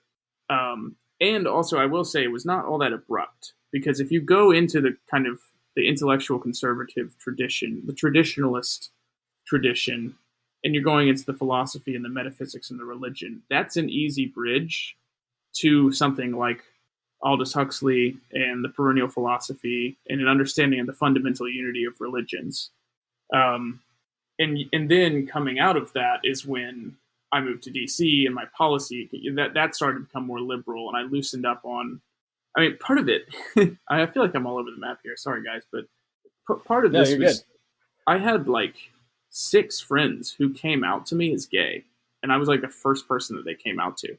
So starting in like late high school, I was having huge doubts. Like, this person is a wonderful person. They're a better Christian than I am. They are more hospitable, more loving, more generous. And they are telling me that this is their quote unquote struggle, and asking for me to sit there. And that's all I did. And I didn't judge them. I sat there and I just was with them in it. And I didn't offer opinion one way or another, And then I started to get more from that appreciation of religious the various religions, I started to lean in towards the Church of England, Episcopal Christianity, and that kind of opened me up to a slightly more radical liberation theology style perspective. I was reading a lot of Rowan Williams, and um, my ideas about kind of the theology of the body were changing, and I opened up to become LGBTQ affirming, which ended up really coming in handy later for interesting reasons for people. If your very political close career wasn't over then, it wasn't before that. It was after that. Right. Well, yeah, but I mean, at that point, but I had no interest. Like at this point, I still had friends who were deeply involved in this stuff, and I had no interest. So I moved up to DC as a liberal LGBTQ affirming person, universalist. So I was fairly intellectually formed by the time I got to DC. But at the same time, the causes that I was working on involved still a lot of conservatives, and I was surrounded by conservatives 24/7, and I had to interact with them, and I had to continue to pull on connections from my conservative past, and I hit this real cognitive dissonance being in these dinner parties and stuff, and just being like, I can say the right things and sound like one of these people, and I can say the right things in Nancy Pelosi's office and sound like the right person. And that was a struggle, because I was like, at what point am I willing to leave this behind? And truly, it was watching the base metastasize around Trump that really made me start cutting off individual friends who had gone that route, and feeling like I could no longer work alongside kind of Trumpist MAGA type conservatives, and that sort of thing. And then I started going definitely more progressive. That's when I economically, I was like, okay, more in a Bernie Sanders AOC direction. And by the time I left DC, I was a pretty progressive social democrat. Yeah. It's a pretty quick trend. I mean, it's quick. It's funny because there's a lot of parallels. So for me, as someone who was at Liberty, where, your class, even your required classes are based in a conservative Christian cognitive dissonance. Like we took a creation class where your required answers to how old the earth was. Like you had to answer that it was like 10 to whatever 1,000 years old. Otherwise you would actually that was a test grade that and if you answered that, it's wrong. And that could affect your GPA by not falling in line with that type of thinking. So, yeah, I mean, even the Bible classes that I took where, there was one where it was like, Jesus definitely didn't turn the water into alcoholic wine. It was, and if it had alcohol in it, it was so low that it didn't really affect anybody. So there's like that cognitive dissonance. It was in those classes, especially where I was like, this sounds really fucking stupid. Like just I'm a thinking 20-something-year-old. You're like, how are you telling pretty much adults that this is true when it's clearly obviously false? So, but anyway, so that was kind of like my kick. But then obviously there was reading authors like Shane Claiborne, who were still probably have that more not typical, but I don't know. There's a traditional Christian theology to it, but there's a level of activism and caring for people that was really appealing to me. But it is weird because it was Imagine Christians caring for people. I know. It was my connection to my faith and I don't want to. I don't know. It's weird because it is instantly dismissive of any Christian who aligns themselves with those type like conservative, like Trumpian politics in particular. But when you say it's your faith in what I understood about Jesus, even that I learned in some ways at Liberty, but mostly through other people, because Liberty liked to put them in a box that worked well for them and their message. But you still but just gravitating towards that character, reading the Sermon on the Mount, the basics of like what the whole thing is built around. It's like that's what like drew me out of it. And that's what made me really frustrated too. Like when you're kind of bridging that gap, right? Like I'm hanging out with these types of Christians over here and they have more liberal politics and this is new for me and weird. But I can fit in here, but I was still like a reluctant I was still like, I got anxiety over the idea of voting Democrat because it had been so drilled into my brain that it was like a sin even. So I find there's some similar parallels in just the way that like you drift out of it. And for me, it was like, so much to do with the faith that I was gravitating to, that I saw in the people I saw expressing that faith. I'm like, oh, it's ironic that all the people I want to be like, all the people who are doing things that seem like they matter, all the people that I think are resembling this character that I've said is important to me, have all shifted out of this. And that's what kind of like started dragging me out. I feel like you guys both started reading books, and Charles went old and Sam went new. And you just didn't read books, Casey. I listened to Sean Hannity, okay? I read some new books that were interesting on that journey. So one of the ones that I like to recommend to people who have questions about like homosexuality or transgender, like gender affirming type stuff. There's this excellent scholar, Jennifer Wright Noost, and she writes this book that was actually assigned reading for me in one of my religious studies courses called Unprotected Texts. And it's her title. Kind of, and she's such a nerd, and I love it because like she got her doctorate just, looking over all these various translations of early scriptures. And her thesis is that essentially the Bible offers no single definition of something that could be considered traditional marriage, or a single definition of a quote unquote sexual ethic, holy sexual ethic. Yeah. And that it's basically a smorgasbord of things, and depending on which author you emphasize, they're going to endorse polygamy or celibacy or premarital sex or only postmarital sex, or what have you. Sex with prostitutes, no sex with prostitutes, and that was really sex with your slave if you can't have a kid. Right, exactly. And that was one of the things where I was like, you know what? Like, I've never really dug into that, but it was interesting, to be sure. And at the same time, that's when I was reading Rowan Williams, and so my ethics in that sense were getting quite liberal, and I was just having a lot more like strong Christian friends coming out as gay to me, and I was like, I want to dig into this more. So yeah, and that book I found helpful, but it's very new. It was written like 5 years ago. You had said that I hope I'm making the connection right, that had come out to serve you in a way that you were not expecting later on. Yes, I don't necessarily super want to go into that, but I have somebody who's very close to me who is trans, and that journey has helped them, I think, open up to me. Okay. Yeah. We don't have to get into that. Yeah. For the same reasons that, like, it's not something that I'm able to really talk about all that much, given all of that background. Sure. So getting back into the timeline a little bit. So you go to Europe. What is it that you're doing in Europe, and where do you go from there? Well, I went back and forth to Europe a couple times.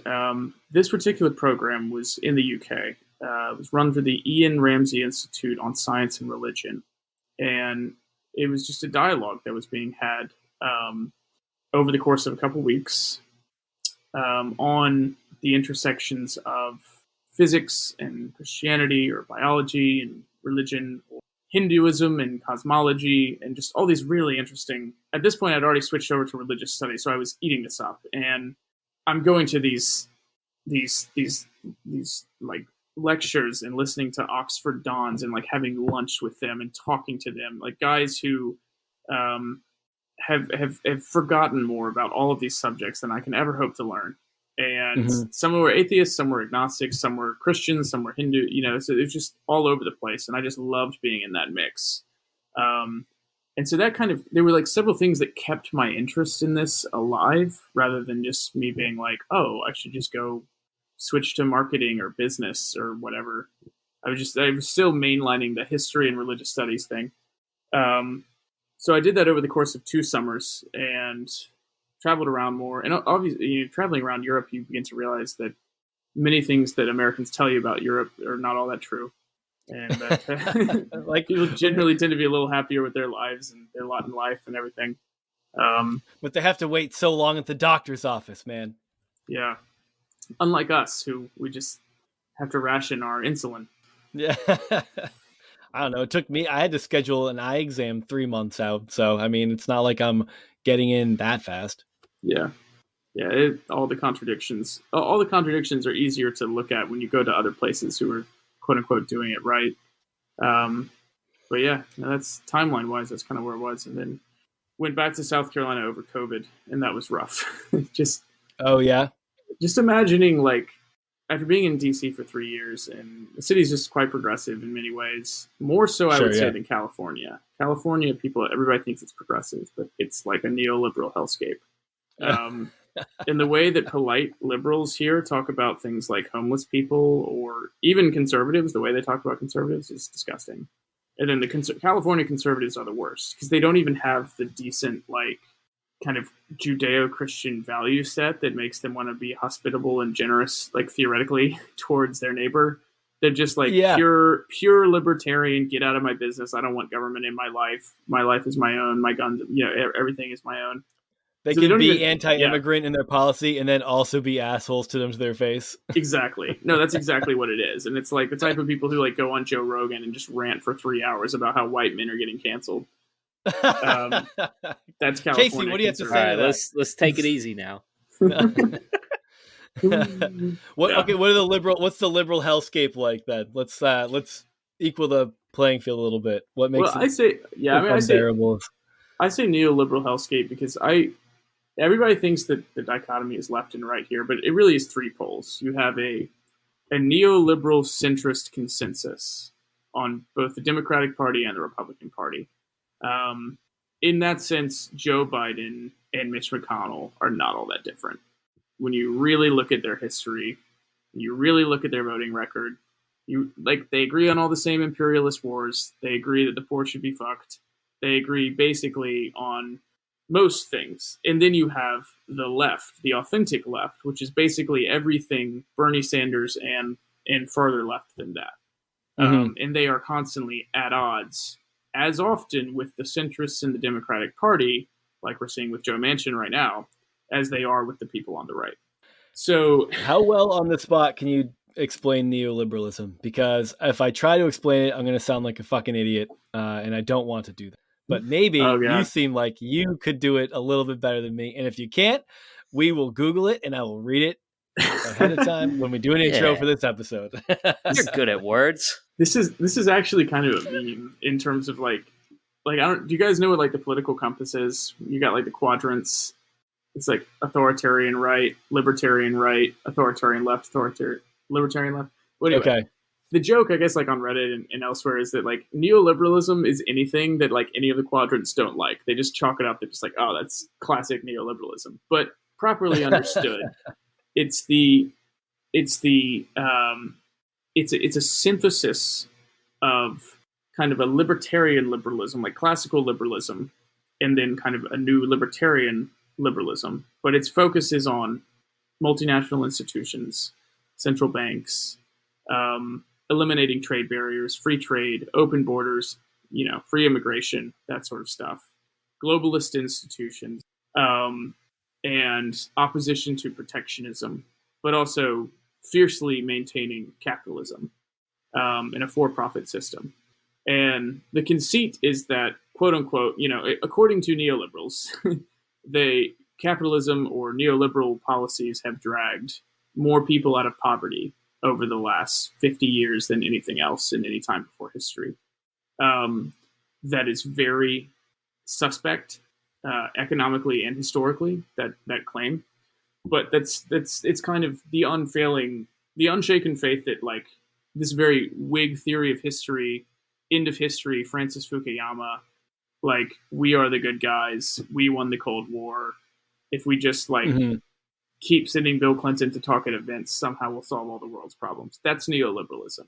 It's George Soros. It's Bill Clinton. It's Joe Biden. It's Pete Buttigieg. Pete Buttigieg is like the neoliberal like poster child. If you want an idea of like what that person looks like at a policy, or what those policies look like as a person, like Yeah, will pretend to be progressive, but at the end of the day, he'll launch the CIA coup to overthrow the Latin American government in the name of and it's capitalism. very capitalist still. Yeah. I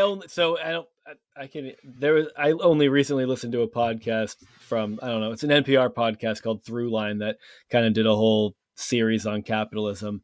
And they did do an episode on neoliberalism a couple months ago that was really good and informative. And so I've only really understood. It's like conceptually, I get it. You see it in practice and you go, I don't like that. Or I do like that.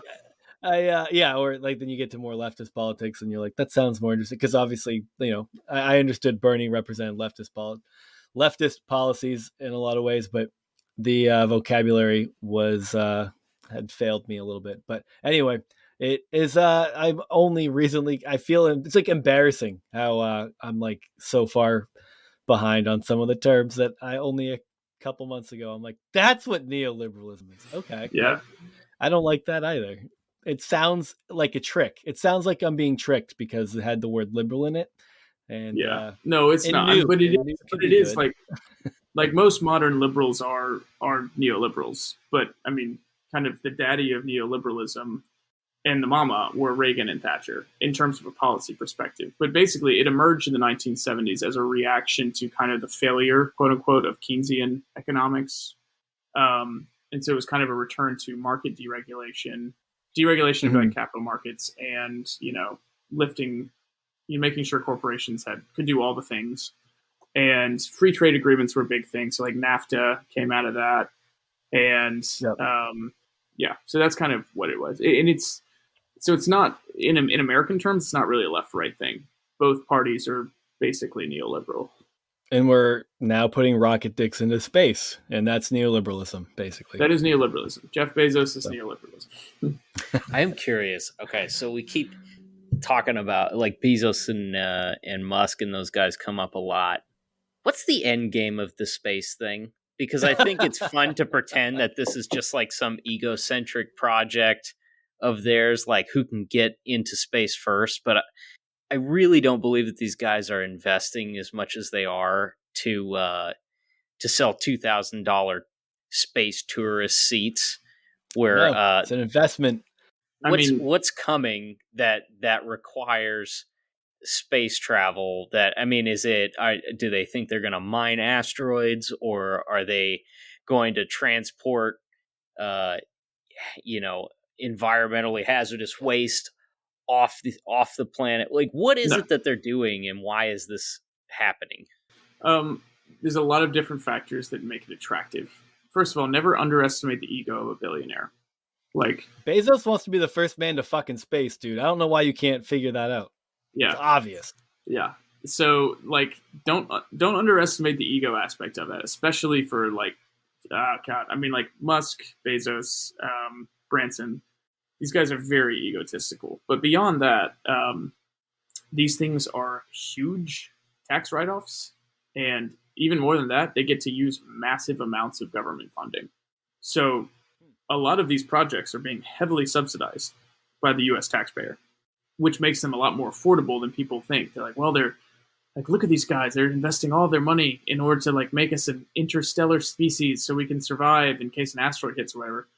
Like, no, they're not going to do that. We're not going to mine asteroids. We're not going to colonize Mars in our lifetimes. Like, Mars is an environment that's like 50 times less hospitable than the Arctic Circle. We're not going to go there. And the idea that we would give up this beautiful planet, that we would just give up on this planet on the chance that we could do this is a pipe dream. But it's a very attractive pipe dream to the type of people who like to defend Elon Musk on the internet. And a lot of this is a distraction from the ultimate failure of these people to do anything to stop climate change, anything real. Like, if you really wanted to be, saving the future of humanity, you would be regulating large fossil fuel companies. You would be making sure that there's equitable climate policy all over the place. You would be looking into degrowth economics. You would be questioning whether GDP should be the number one indicator of a country's health and well-being and success. But no, it's much easier to just be like, well, we're going to save our space self by going to space in space penises. Like, that's a lot easier than actually doing climate change reversal. And you'd think the amount of money they've spent on space, unless they don't get the same level of government subsidies for doing it, and it's that much, would be financially, it would cost less to save our planet. I mean, maybe not. It would be an admission that they fucked it, and they probably don't want to admit that they did that. But I don't know. I think like the problem is we're in a position where we're looking for billionaires to save us from this at all. The fact that we are in that position is no solution that a billionaire is going to have for saving the planet is going to involve them paying more taxes. Yeah. Or being more corporately responsible. Like, they're benefiting off of this, and true. They absolutely have us by the balls. Because we all have Amazon Prime. I don't know if you do. I just outed myself as a hypocrite. I have Amazon Prime. I'm sorry. I do too. It's okay. Okay. So, listen, there is no ethical consumption under capitalism. That's a fact. So the big pushback on any sort of climate change, anything, whether it's investing in new technologies or regulations or whatever right now, is, well, we can do all the stuff that we want if India and China don't change what they're doing, then none of it makes a difference anyways, and we fall behind the economic race. So how do you counteract that? Well, first of all, I mean, the calculus that there should be no scenario in which we're placing shareholder value over the literal survival of the planet. And the idea that, like, it's more important to continue beating India and China handily in an economic arms race than it is to, like, not foul up the rivers and the seas and melt the ice caps and cause massive deforestation is dumb. Like, it's just a dumb kind of. It's just like a neoliberal. It's just like some stupid motherfucker in Forbes is gonna write that think piece and, like, be really proud of himself and then go home and be like, but what about China? The best commentary on this was in the South Park episode where Man Bear Pig comes back. Yes, I'm so glad you referenced that. I don't feel like anybody watches South Park anymore. When I bring it up, I feel like people look at me like I'm 12. But it's such a great show, and it hasn't gotten bad. Yeah. And it just, like, perfectly skewers the type of person who's like, well, even if we do everything possible, India and China, and then, like, even if you talk them out of that, which is fairly easy to do. First of all, India and China are doing a fuck ton on climate. China especially is really realizing, like, oh my God, we need to do this. And they have the ability to pivot a lot faster than we do on this because they're not a democracy. But it's just a red herring. People don't want to take responsibility for it. And the truth is, the United States is still the major polluter when you count up, like, the amount of food that we waste, which is, like, food waste in the world, and particularly in America, is the third largest polluter in the world. That's third largest creator of carbon emissions behind the U.S. and China. So, like, there's a lot of things that we are still ultimately responsible for. The U.S. military is the number one polluting entity in the world. Well, okay, like, it's not more than. Don't you say that? And aircraft and weapons, and at least, I mean, someone cleaned those up. I'm glad they got recycled. You know, we don't want to just leave them there to rust. So thankfully, someone's doing their part and picking up the pieces there. But we accidentally made the Taliban one thing I feel like powerful. I feel like you two real liberals are glazing over something that I just want to remind the audience of. Freedom isn't free. Thank you for your service. I would drop my mic, but I don't want to break it. Yeah. My support for the troop extends to not wanting them to die in foreign imperialist wars. You start talking about food waste, and you did spend some time working for an organization that I was looking it up a little bit. I forget what it's called.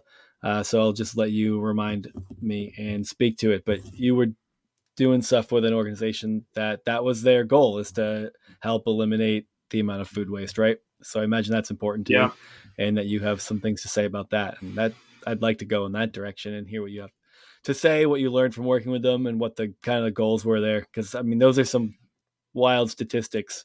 And we've all heard that the amount of food we waste could feed the starving populations. Like, there's a lot to be said about food waste.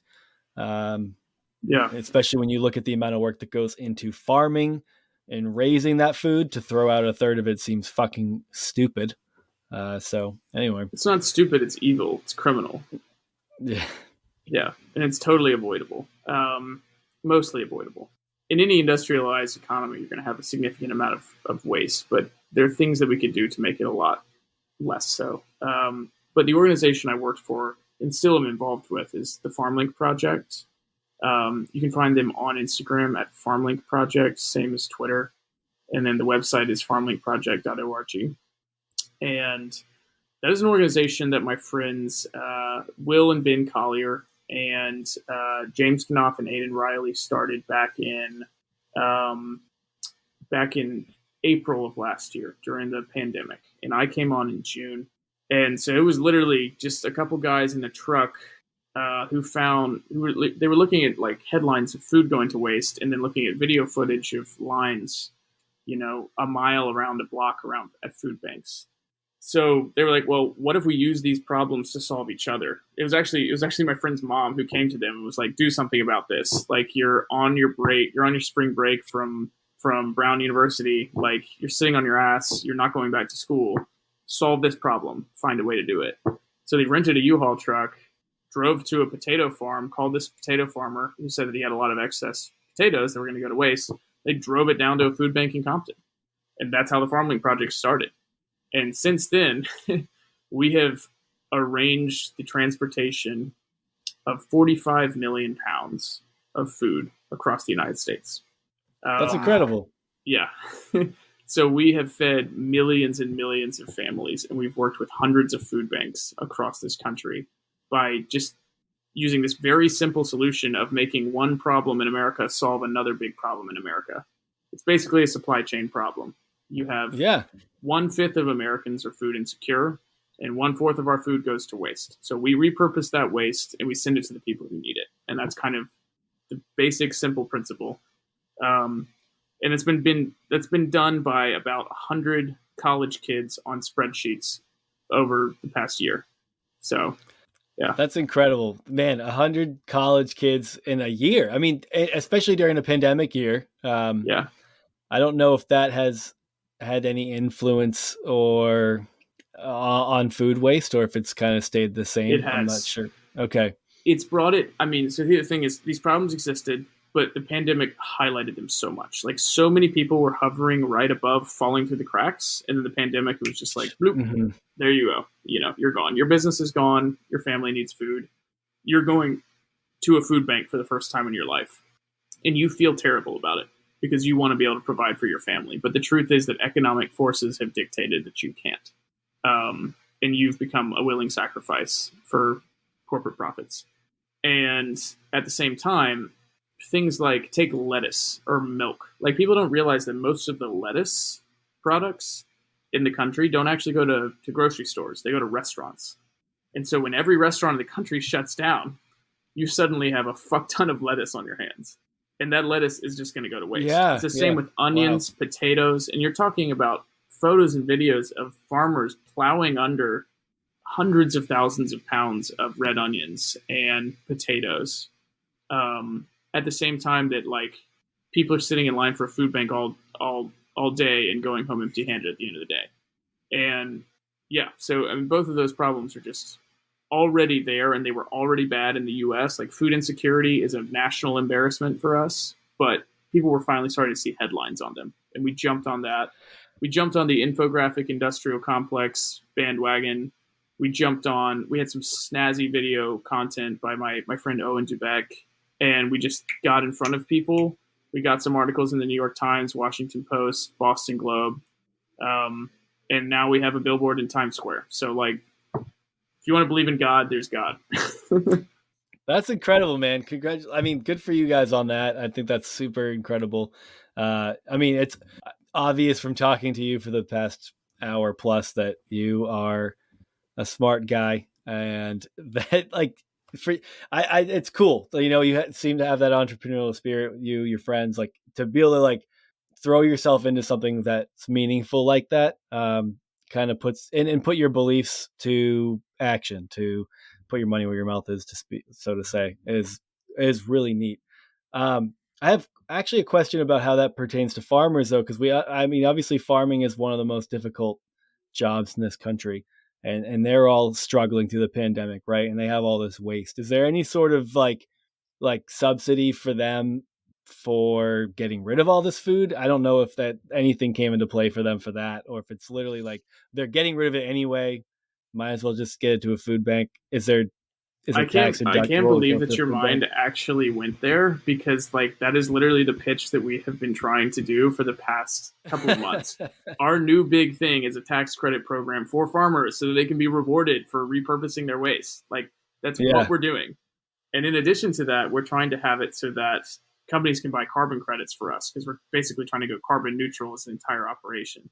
But yes, absolutely. What we've built out is a tax credit program where we help farmers find tax credits for getting rid of their waste. So it's beneficial for them. Sometimes, most of our waste is donated. Sometimes we pay the farmers for it, like pennies on the dollar, because otherwise it's just going to go under, but they're happy to get whatever. And then we pay the wages of the truckers who transport it. But yes, like part of the big problem with the waste is that a lot of it comes from the fact that farming is so subsidized in this country that like people are paid to grow crops that nobody's eating. It's incredible. I mean, they work so long and all year. It's like the amount of effort that goes into farming for them to be like, yeah, I mean, even when I hear people talk about the deal they got on ears of corn at the fucking grocery store, it's like, we just got 1,000 ears of corn for about $5, and it's like, all I think about is how much fucking work went into that. I know. Farming's weird, man. Because it's like your product is so temporary. You know, it's just depending on, and that's why when you hit a huge supply chain snag, like with COVID, it's like, all right, well, every truck that was going to be coming up from Nicaragua to transport my tomatoes down to El Salvador is now not able to cross the border. So I'm going to plow under 500,000 pounds of tomato, you know? And it's just this insane calculus. Like when you really start digging into this, the numbers are just frightening and insane. And what we are doing is a tiny, tiny, tiny drop in the ocean, but it's something nobody was doing before. And so somebody now is, and we're hoping other people will get into this space. Yeah. And that's something, how's it funded? Donations? Like just you kind of donations try to get people to support? Yeah, donations and corporate partnerships. If you want to donate to FarmLink, I mean, I do recommend it. So the other thing is it's very limited staff. Like it's all volunteer basically, except for a skeleton crew who runs it. So for a while, I don't know if this is necessarily true. Again, I'm no longer directly affiliated with the organization. But while I was there, basically 100% of people's donations were going straight towards paying the wages of the farmers and the truckers. To salvage this produce. So donations do go a long way there. And you can head over to farmlinkproject.org if you want to help the good work that our people are doing. But yeah, I mean, that's, again, like I said, what we're doing is such a tiny drop in the bucket of what has to be done on this issue. But I think it encourages people to see a bunch of young kids out here, like, you know, sitting on Zoom all day, talking to farmers and rescuing potatoes. Yeah, that's amazing, man. I love hearing that. That's really cool. So curious, you said that the TikTok deal was a relatively recent thing, but you know, like that's how we came across you. I think we saw your introduction video where you kind of spelled out in a nutshell your history and you know your roots and stuff like that. I jumped on there today and watched a bunch of your videos. You're getting a lot of attention on TikTok.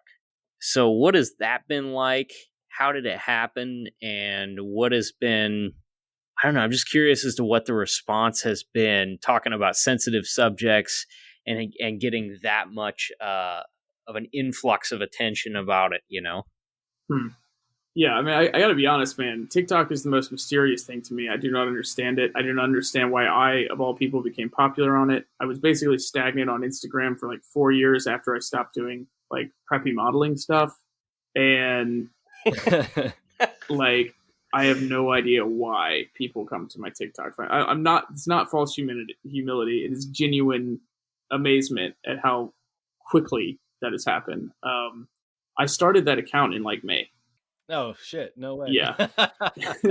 And then it took about 2.5 months to get to 90,000 followers.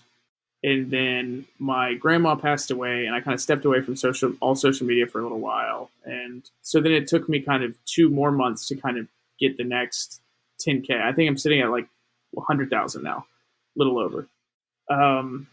And to be honest, there's not a lot of forethought or structure that I put into this. I talk about anything, especially if you look recently, it's just like random memes and stuff. I've tried to combine my interests in discernible ways sometimes, but mostly it's just going on there and being like, "This is me," and it feels so much more authentic than Instagram. My Instagram's like so highly cultivated. and my TikTok is like so much more raw. And it's just stupid stuff. But I think it resonates with some people, especially people who had backgrounds like ours. I saw one of your videos, and I don't know I think you might have been in a car, and you had a Westie on your lap. Do you have a Westie? I do have a Westie, yeah. Fuck yes, dude! I just got. So I am obsessed with Westies. My first dog was a Westie. Yeah, mine too. We lost her back in October, or early due to like cancer, but we instantly put ourselves on a waiting list for another one. So I have like a 12-week-old Westie right now. And oh my God. They're so cute. They're so cute. Of my life, dude. Yeah, when they're young too. And they're so sweet. Like, I didn't realize how sweet they were because our first Westie was a bitch. Like, he was just a one-person dog. He was just like, if you pet him for too long, he'd growl at you. He would just kind of stalk around all over the place. Like, we loved him. He was our first dog. We had him for 11 years, but he passed away early 2019. Okay. And then my parents got a German Shepherd, and he was like not well trained, and he was just really rowdy, and it was just very different for their lifestyle. And so they ended up giving him to somebody else. And then somebody in their church actually is a Westie breeder, and convinced them like, listen, we know your last Westie was kind of a bitch, but we promise they're usually a lot nicer. And so they gave us Sky, who was a breeder Westie, and she's like 12 years old now. So she's an old lady, but she's no longer breeding, and they wanted to send her to like a good home. And she's literally the sweetest dog. Nice. I know everybody says that about their dog, but she will find anybody, and like she'll just roll over and let you pet her, and she'll just sit there. She'll sit there on your lap, staring up into your eyes. I hold her like this, like Virgin Mary with child. And and she just like looks up at me, and I just like pet her little nose and like smooth her cheeks, and she's just, oh man, like my quarantine would have been so much harder without her. Like my ritual, just like taking her out during the day, harvesting tomatoes from our little garden, and just like sitting on the porch with her. Fantastic dog. They're amazing. Mine was so sweet. Like we got lucky, dude. We got her on like my wife and I. This is when we were at Liberty still. She wanted a dog. I had never had a dog, didn't grow up with dogs, didn't give a shit. Yeah. And she was all about finding one. And we found a couple getting rid of theirs. They only had her for a few weeks, still a puppy, on Craigslist for $300. Oh my God. With a month's supply of like food, a pen, the crate, like every fucking thing you can think of. And I was just like, I'm permanently forever a Westie person, because we ended up getting another puppy during COVID, like a lot of people. But that is when ours ended up passing, and we weren't really expecting that. It was a bit sudden. And we, like I said, we instantly got on their waiting list. And so now we have like two basically puppies. The dog we got is like about a year old now. He's like a lab boxer. Oh, nice. But having this little tiny Westie, like, they just play together all the time, and they're kind of like assholes because they're super stubborn when they're pups, right? They just they're funny, man. I absolutely love them. I am for the rest of my life. Like, we're already like, all right, every like 5 years we need to like get on another like waiting list to get one. So that way it's like we're never without again. Just gonna have a Westie farm. Yeah. I could not. I'm glad, dude. Casey, you bringing it back to TikTok. As soon as I saw that, I was like, I need to make a mental note to ask him about a Westie when he's on the podcast, and I almost forgot. And I'm so glad we had this moment before we ended it.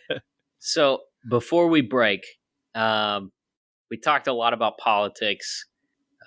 It's I feel like none of us are real aligned with any particular political party or anything. Are there some bright spots in whatever party? Like, who do you hear talking and see and say, like, that's a genuine person? Like, I feel like this person is going to do something good. Like, is there anybody that you see as like, this is a person that I can get behind? Mm-hmm. I really like Amanda Gorman, who was the poet laureate who did the poem at the inauguration. She's kind of being groomed by the corporate Democratic establishment to be their next shining star, but I think that she's got a good head on her shoulders. I love Stacey Abrams. She is also being groomed by the corporate establishment to kind of graft her into the like, we've solved racism. Now let us like continue taking donations from pharmaceutical companies. I worry about that with Stacey. But I like Alexandria Ocasio-Cortez. I love her energy. She's so eloquent sometimes. And my favorite thing about her is she just lives rent-free in the heads of every conservative. And it just absolutely drives them crazy. And it's so good. So satisfying to watch. So I love her. The tax the rich thing at the Met Gala was pretty dumb. That was tone deaf. Like I think it there was probably some good research. Like I'm sure searches for tax the rich spiked after that, but the optics were bad. If she had gone with an eat the rich dress, that would have been a lot more based.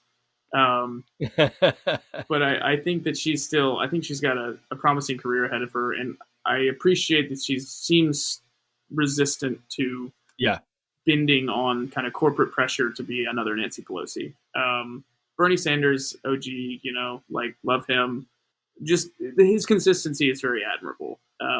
And he has made compromises, yes, but he has made compromises that have really advanced the cause of the left in this country in the post like Fukuyama end of history space.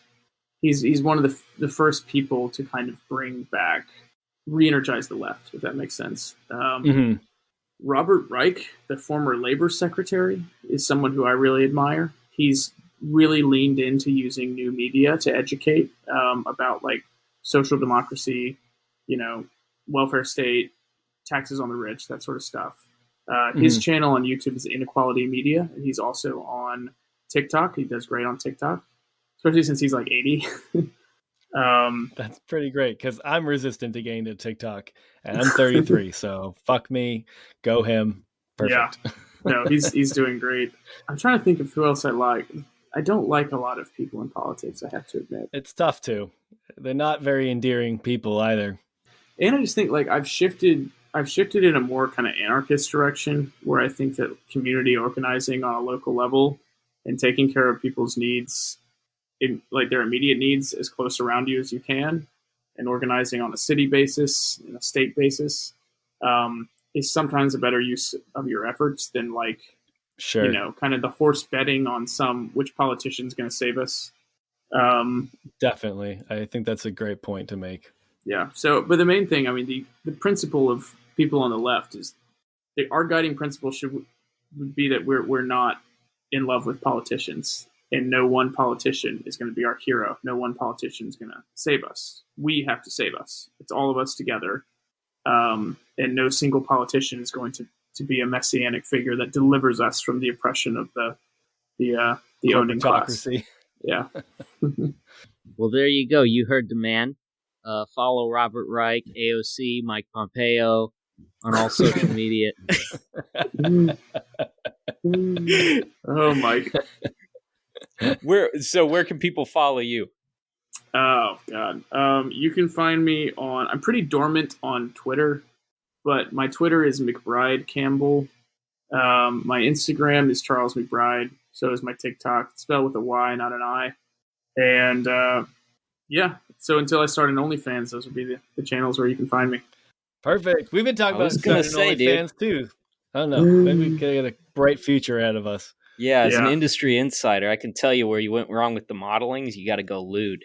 Yeah. You got to go lewd, man. I think gay TikTok always mourns over the fact that I'm straight. They keep reminding me. And I'm just like, I could make so much money. I lie awake at night thinking Home Alone, by the way. Thank you. I appreciate it. That was a dark time, home invasion, early 90s.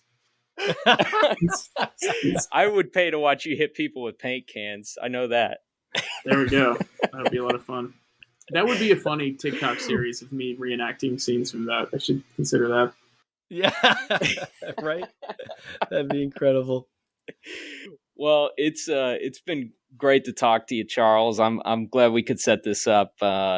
You're an interesting guy for sure. I'm definitely interested to see what you do from here. Okay. It was great. Yeah, this was great talking to you guys. Yeah. You'll do stuff. I mean, you got that entrepreneurial spirit, and you have good causes that you're doing good stuff. It's cool. It's nice to hear people putting their efforts and time, and without the reward that our society so much of it is like you're worth what you get paid for something, and I know there's like that like sexiness to volunteering or whatever, but for you to put that much effort into something that makes that much of a difference without the reward that our capitalist society says you deserve for it it's admirable. So I'm glad I got to hear about that, and that you got to share what you've been doing on that front with our audience particularly. I appreciate that, man. It's very kind of you to say. Yeah. All right, everybody. Well, thanks for listening, and we will see you next time.